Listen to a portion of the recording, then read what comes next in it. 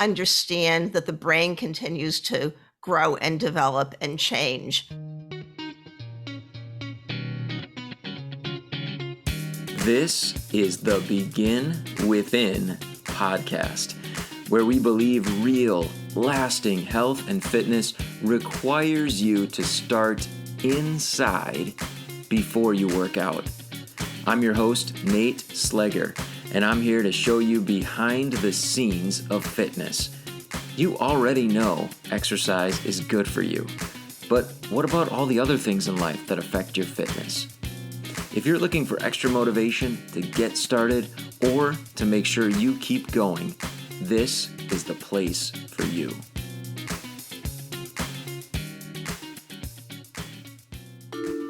Produced by BeginWithin.fit. My guest today is Dr. Leslie Kasanoff. She has spent her life in healthcare, including 25 years as a holistic chiropractor and 10 years before that as a medical laboratory scientist. Recently, she's been combining her science knowledge and her holistic and nutritional expertise in health coaching and consulting. She works primarily with women who want to lose weight, address hormone issues, and resolve or reverse chronic health issues, not just treat them, using food and lifestyle as medicine. Here are two themes that I want you to listen for. First is the fact that you can influence the health of your brain and, of course, the rest of your body. I want you to listen to our conversation around those ideas and how that concept has changed through the years to what we understand now, that you have influence over your health, in particular, like we're talking about today, the health of your brain. And then I want you to listen carefully for where Dr. Leslie recommends that you start when it comes to making changes that can impact the health of your brain and the rest of your body. Here's my interview with Dr. Leslie Kasanoff. Up until maybe 10, 15 years ago, we didn't even understand that the brain continues to grow and develop and change throughout life. So we didn't think we had any influence on any of that. And then we still kind of don't think we have a lot of influence on many things in our health, all because we've been told for so many years that, this is the way it is. Mm-hmm.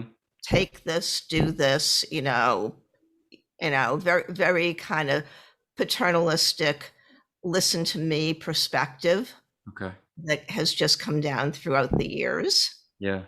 That makes sense. And yeah. Interesting. Yeah. And I feel like sometimes that it's almost like you get out of jail free card, right? Like, well, if you can't do anything about it, it's just the way it is. Yeah. Yeah. It almost is relieving to the individual, right? Like, I can't do anything about it. Yeah. This is my genetics, and, and it's just, I go back because I'm a lot older than you are. I go back to when I first started college, medical doctors wouldn't even admit that the food that you put in your body had anything to do with your health. Mm. Wow. It's like, that's not what my grandmother said. Wow. My grandmother knew better. Yeah. So they just want to kind of stay in their own lane. Was that the approach? I think it was kind of that. I think they went through this whole cycle where it was like, that, like I said, for lack of a better term, it was kind of that paternalistic view that, we know it all. And, it's the what they don't know that they don't know that they're discovering more of every day still. And we still don't know. There's so much we still don't know. Yeah.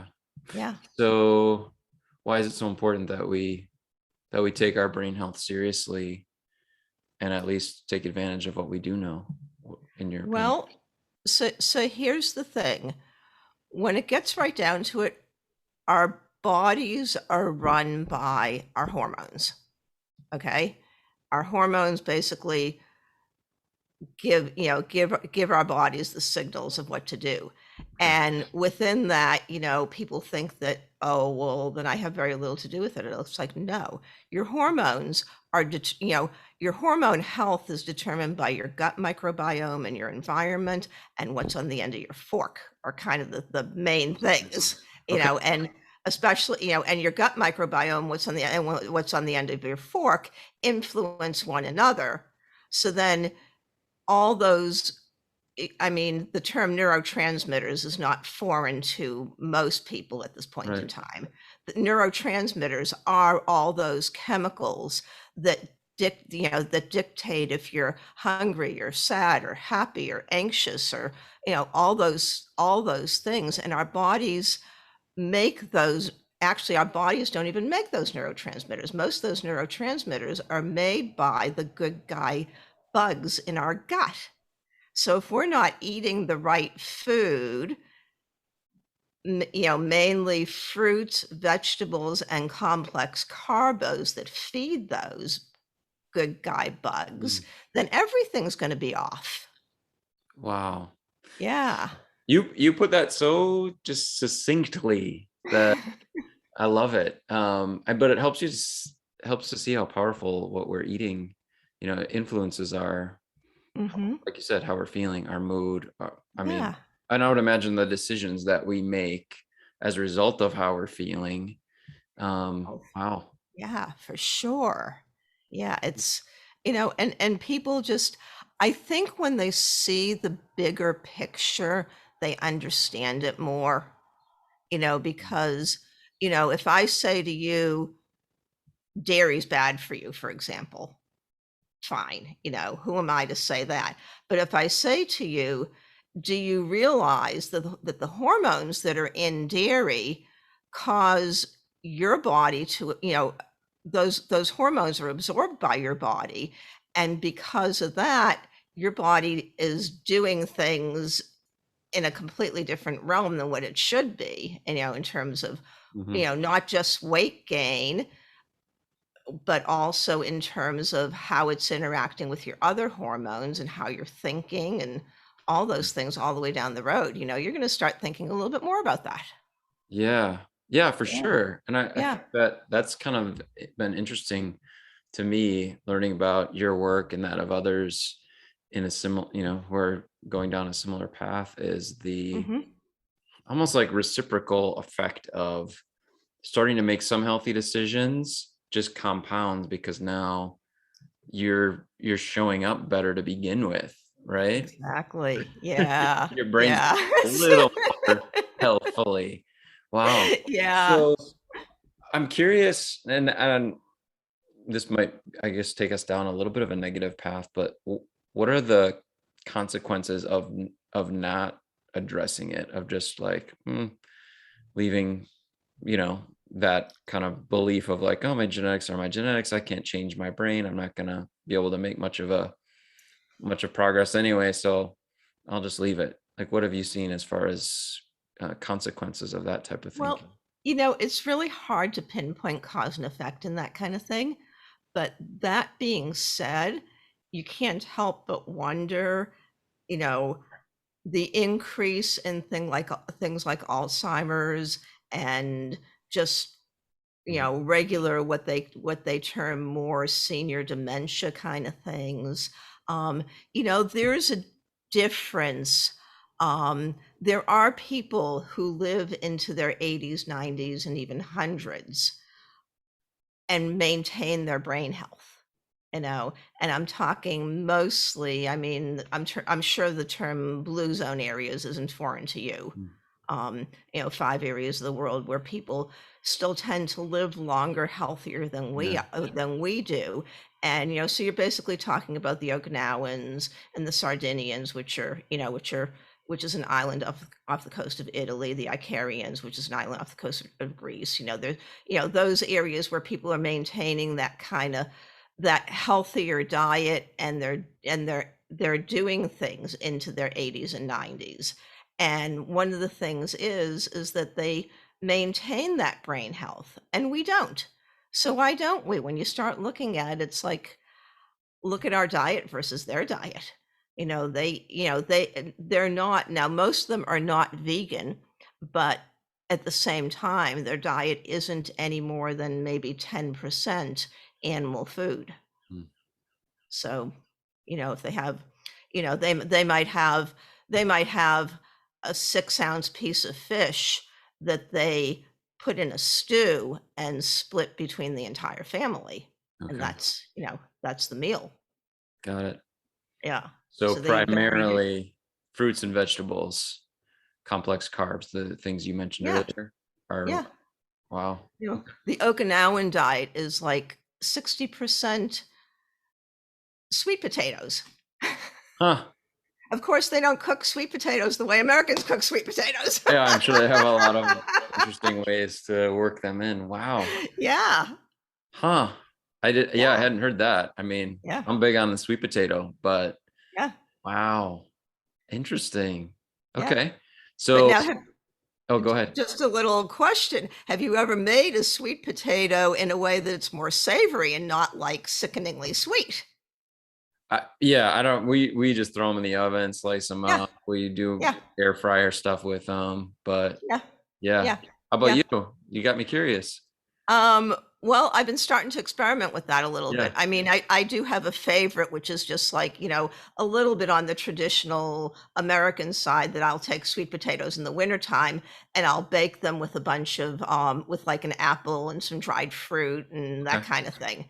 Yeah. No sweetener, maybe a little bit of spices. So that's one thing. But like, I think it was last night actually, I took some sweet potatoes and cut them up, threw them in the oven, put in a mushroom and some spices and a little bit of tempeh, and yeah, Wow. yeah, Cool. yeah, Awesome. I would imagine, that's probably something that you work with your clients on, is just experimenting with foods. I mean, we hear that a lot. yeah. Like, oh, if you eat like that, well, that's just kind of boring. I don't, It's anything but. I mean, what can be more boring than making the same meal exactly the same way three, 4, 5 times a week? yeah, I never do that. I'm always experimenting. that's awesome. Yeah. Wow. Cool. What other lifestyle adjustments? I know you mentioned some other things, environment. What other adjustments can be made to improve brain health, you, to set yourself up for, good health for a long time? Well, I think the biggest thing, like I said, is diet Yeah. and keeping that healthy variety of fruits and veggies. If you just think about eating across the rainbow in terms of colors every day, that's going to go a really long way. Okay. So your green vegetables, your purple vegetables, your yellow vegetables, and the whole, your red vegetables, the whole fruits and veggies, the whole array. Um, I think that's, a really good starting place. Okay. And then just being aware of, I mean, this is a whole, we could get into this whole thing for 2 hours in of itself as far as the environment, all the chemicals in our environment. Yeah. Um, just start to be aware of what you put on your skin, what you're breathing in, and bringing more just natural organic things back into it rather than cleaning with chemicals, storing your food in soft plastic, you know, putting chemical laden shampoo on your hair, which then gets absorbed into your body. All that stuff actually has hormonal effects. Interesting. Yeah, Okay. yeah, So it's probably some, yeah, like you said, you can really dig into yeah. effects there. Okay. I'm curious, do you have any tips and tricks for helping someone get started? Like, because we're talking about undoing habits and, some really deep seated Mhm. parts of ourselves when we're trying to, eat healthier. Consuming, mostly fruits and veggies would be a drastic change for a lot of people. What are some of the ways that you would recommend helping someone just kind of get Sure. started going down that path? I got 2 things for you. The first one is start thinking in terms, even if you don't do it immediately, of alternatives to dairy, because Okay. dairy is one of those things that I think is a big problem with Okay. everything that we do. Yeah. So that's one thing. And then the other thing is just think in terms of adding one more vegetable to every meal that you eat. So even if it's a nice salad before you sit down and eat your meal, or it's, or it's an additional vegetable with your meal, or that kind of thing. Just start there. Okay. Great. Just And, add. yeah. If you look more to the things you want to add and add more of the good stuff, some of the bad, and concentrate on that, some of the bad stuff is going to start to fall to the wayside. Just kind So, of fades away. Yeah. Okay. That's yeah. great. I love it. And, I've heard so many other professionals, like you who are helping people do this every day. And Mhm. that is so often that's the message is add good things in, start small. Mhm. I'm curious from I guess your experience and your perspective, how long does it take for someone to actually feel the difference as they start to make some of those changes? Is it something like, hey, by tomorrow I'm going to feel better? Is it next week, a couple weeks? I'm just curious in your experience.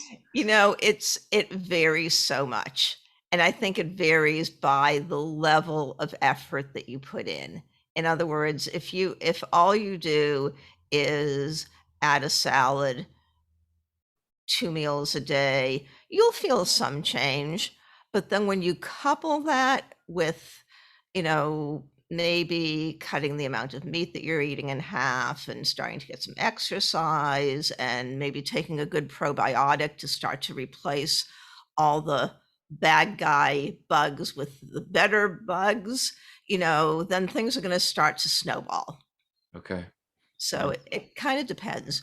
I mean, people can turn things around in a couple 3 weeks majorly, but they have to make some major changes to Yeah. do that. Yeah. Yeah. Wow. Cool. Yeah. Awesome. Dr. Leslie Kasanoff, thank you so much. Sure. I don't know about you, but I think I need to eat some more sweet potatoes, right? And of course, produce in general is on the list in order to improve our health. Again, those themes that I asked you to listen for, the fact that you can impact the health, the well being, the state of your brain is so important to remember. Of course, the importance of the brain is obvious. That's where we're at. That's where our ability to make good decisions is. So, giving some attention to it right now and making sure that you're making choices, you're making changes that are going to positively impact the health of your brain is so important. Not just right now, but so that you can age well into the future. So, yes, you have power when it comes to the decisions that will impact how things turn out for you in the future. The other thing I asked you to listen for was, where do we start? And Dr. Leslie recommends that we start, surprise, right, with our food choices, giving some attention to that. So take a look, ask yourself, am I making decisions, intentional choices with my food that are benefiting my health and the health of my brain? Again, it's not just so we can enjoy the best possible life right now, but we're making decisions today, tomorrow, in the weeks, months, and years to come that will impact the quality of life that we might enjoy in the future. It's so important to remember. Your older self will thank you, the person you are now, for the decisions that you are making to take good care of them. If you would like to connect with Dr. Leslie, she has something really cool set up for you to do so. All you have to do is text the word wellness to 41259. Just text the word wellness to 41259 and you will get 30 days of inspirational messages and a 15-minute call with Dr. Leslie. So please take advantage of that and benefit from all the support that she has to offer. That's it for me today. Thank you so much for tuning in to the Begin Within podcast. I can't wait to talk to you again next week. If you are tired of feeling frustrated and disappointed with fitness and you're ready to get on the path to being the healthy person you want to be, just go to beginwithin.fit and click the Join Our Challenge button. We can't wait to support you in your fitness journey and help you to get the results you deserve.